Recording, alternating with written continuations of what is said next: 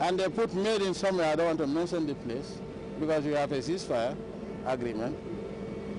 Instead of drinking this pure baobab juice, you're going to buy that toxic artificial baobab juice. Ah, boy, man. You know, when you last tie a necktie, then the world is in trouble. So, how do we decolonize the mindset?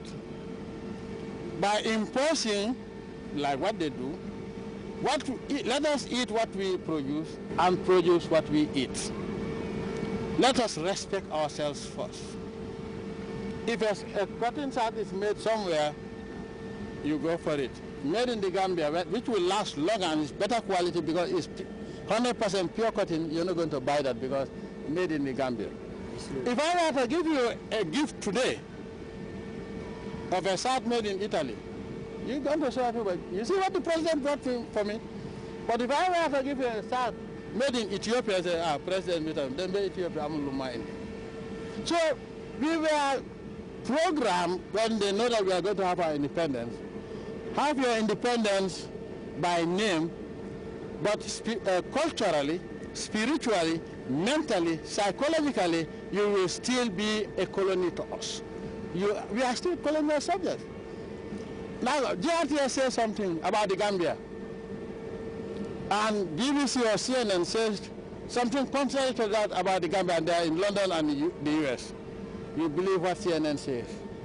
Sometimes you say, oh, what about this person?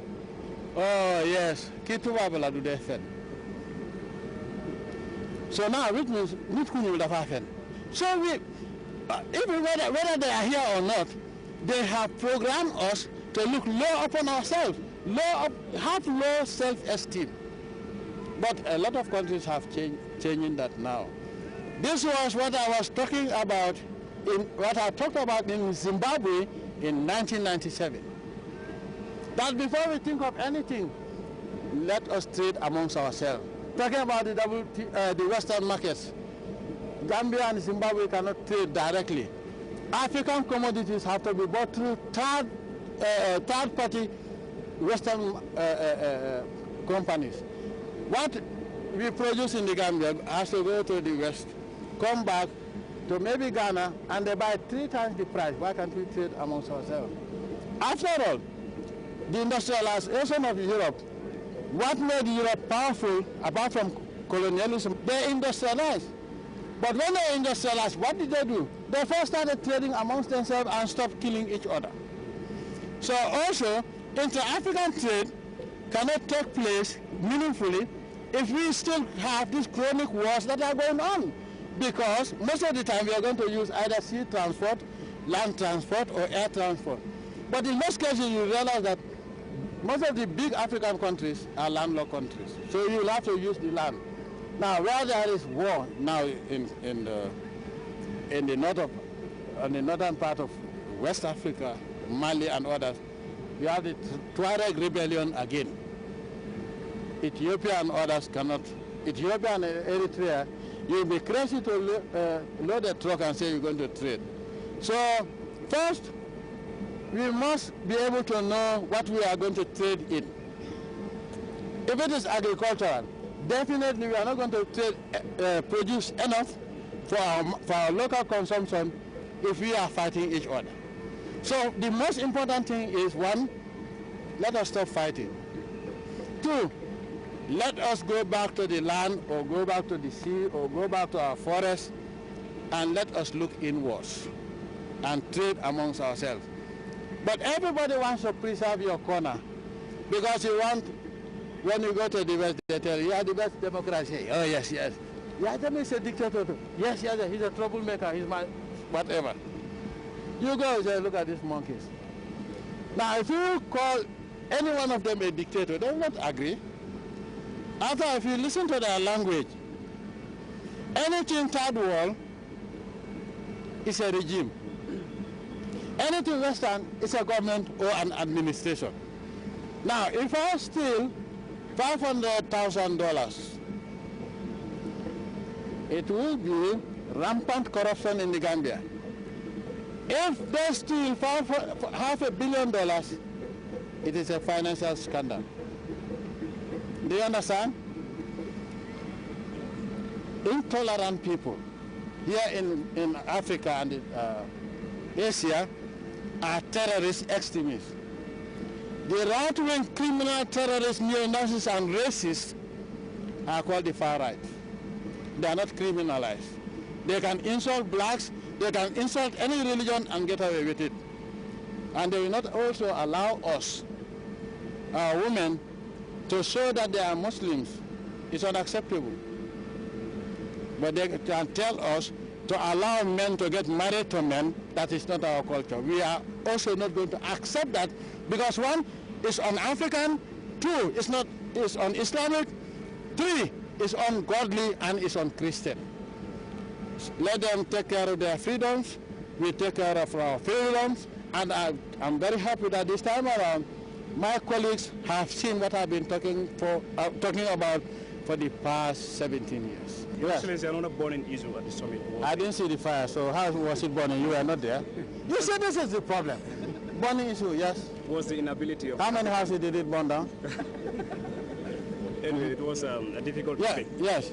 The fact that African Union couldn't select a chairperson to lead the AU Commission for the next 4 years. What is your take on that?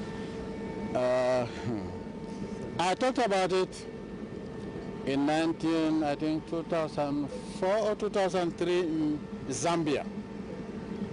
We have this silly law which was created from outside, because it's only the African Union which has this very intelligent law that says a candidate must have 2/3 majority.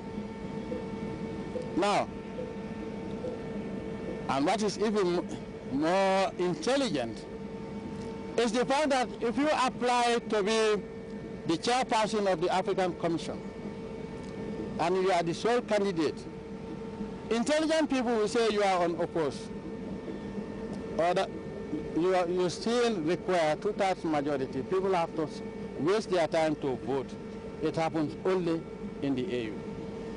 This was put there deliberately to create the type of embarrassing situations, giving our detractors the justification to say we are incapable of managing our affairs, and they are right. If we had changed the law in 2004 in Zambia, we had to vote, I think, 12 times. And then the other candidates withdrew. Because after the third round, the one with if it is two candidates, which is very interesting, if it is two candidates, after the third round, only the one with the highest would go to the fourth round alone. But still, at the fourth round, he or she must have 2/3 majority. I told him in Zambia, it created tension. We spent almost, in fact, about 7 hours, we were arguing about it. Everybody went home very angry.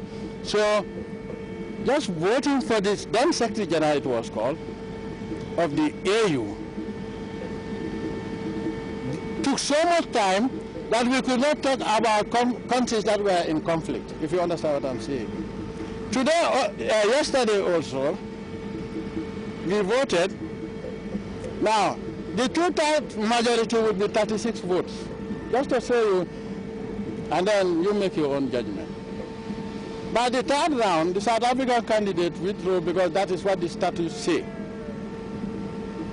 Then we have to bring ballot boxes again to vote for the one who is leading, and he had 32 votes, just 4 votes short of the majority.